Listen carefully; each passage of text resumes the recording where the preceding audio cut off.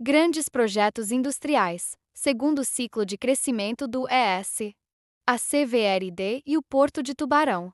Em meio à necessidade de minério de ferro no cenário mundial, durante a Segunda Grande Guerra, foram iniciadas negociações entre brasileiros, americanos e ingleses, que levaram à assinatura dos Acordos de Washington em 3 de março de 1942. Por esses acordos, o Brasil encampava a Companhia Brasileira de Mineração e Siderúrgia S.A. e era criada a Companhia Vale do Rio Doce em 1º de junho de 1942, além da transferência, por parte do governo britânico, das jazidas de minério de ferro pertencentes a Itabira Iron Ore, em Itabira MG, ao governo brasileiro.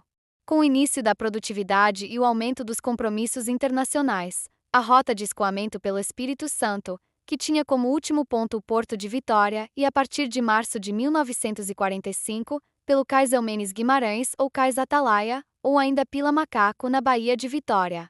Tornou-se insuficiente para comportar o crescimento e um novo porto era prioridade.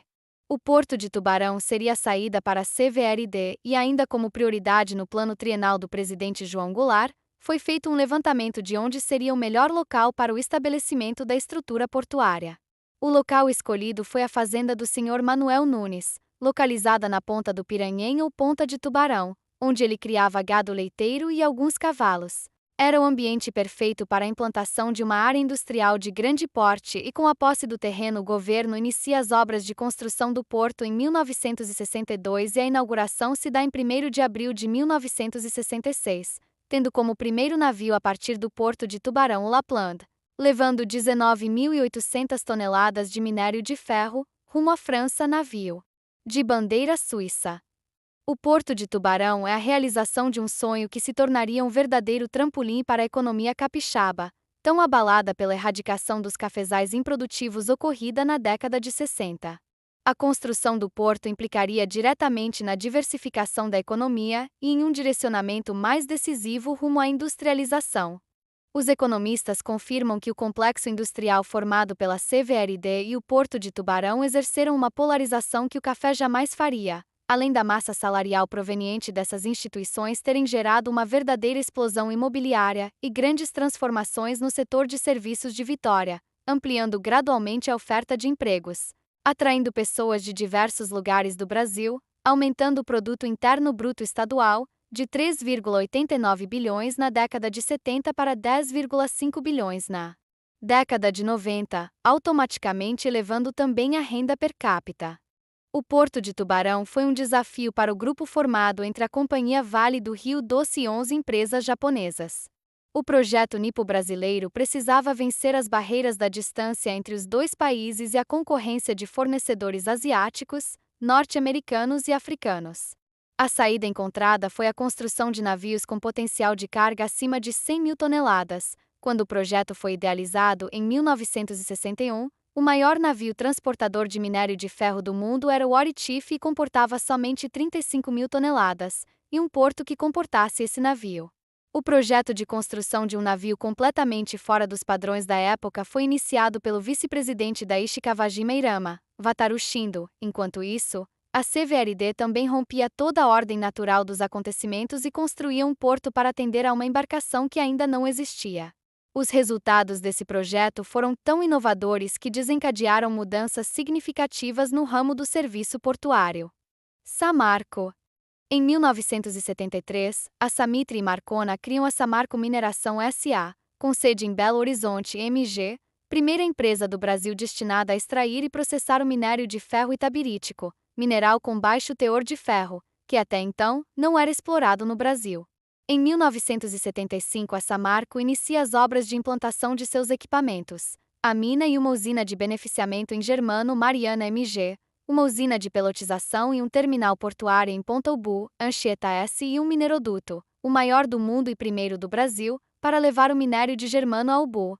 Com 396 quilômetros de extensão e 50 centímetros de diâmetro, finalizados em 1977. Aracruz Celulose. O Espírito Santo possui uma área territorial de aproximadamente 46 mil quilômetros quadrados que está ocupada principalmente por pastagens, 42% aproximadamente, e cultivos agrícolas, em torno de 25%. Os plantios da Aracruz ocupam em torno de 2% da área total do estado, lembrando que o Espírito Santo é a região do país que a Aracruz concentra sua atividade de plantio. Para garantir a alta produtividade, a Aracruz emprega a técnica da propagação vegetativa ou clonagem. Esta técnica utiliza parte da planta para reproduzir clones que conservam toda a informação genética da árvore-mãe.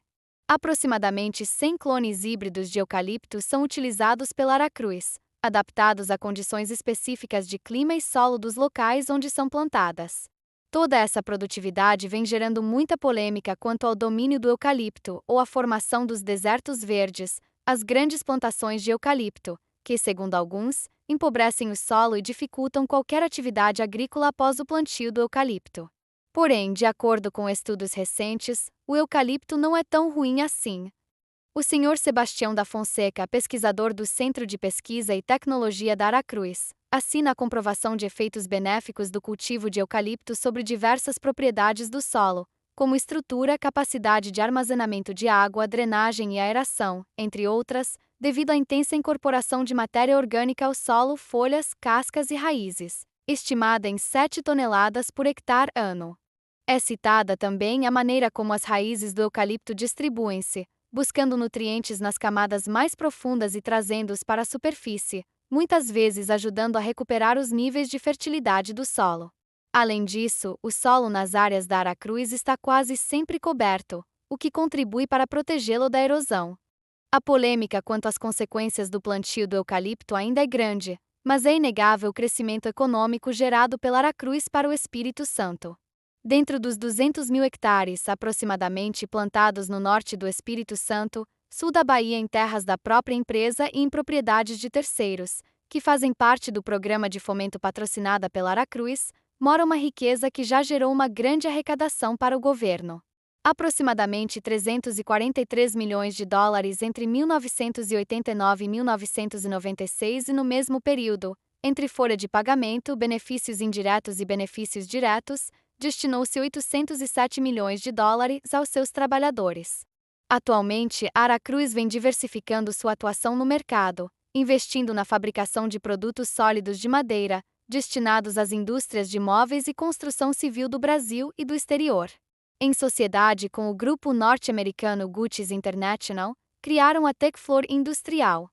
A primeira serraria foi inaugurada em Nova Viçosa, no extremo sul da Bahia. Com um investimento inicial na casa dos 50 milhões de dólares, se gerou cerca de 140 empregos diretos. Dos grandes eventos mais recentes, destaca-se a inauguração da fábrica C.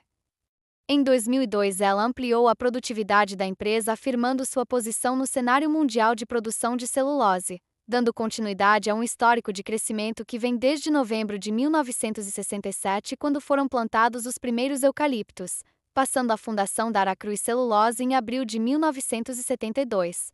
A partida da primeira unidade de produção, a Fábrica A em setembro de 1978 e Fábrica B em março de 1991.